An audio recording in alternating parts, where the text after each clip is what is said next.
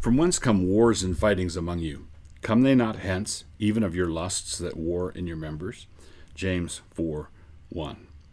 This verse introduces a chapter that addresses the subject of inexplicable quarrels. Inexplicable quarrels. Now that happens a lot. Happens in families, happens in companies, it happens in businesses, it happens in on church elder boards, in deacon boards, it happens in churches. You have inexplicable quarrels. And by inexplicable, someone reacts to something that somebody said, and everybody wonders, basically, where did that come from?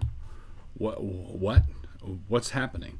Now, it seems to me that one of the things that we ought to be doing is, if we're confronted with inexplicable quarrels we don't know where they came from, we ought to pay close attention to a verse, the lead verse in a chapter that asks, where do wars and fightings come from among you?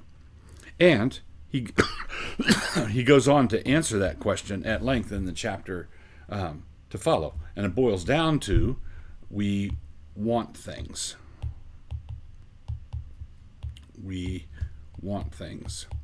And because we want things, other people are in the way. Either they have what we want, or they want the same thing we want, and you get something, and they get it too. So what we're dealing with is envy,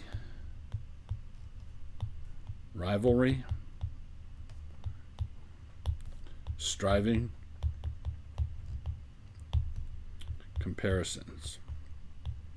That's where inexplicable quarrels come from. If we, one of the reasons why quarrels are inexplicable is we like them to be inexplicable.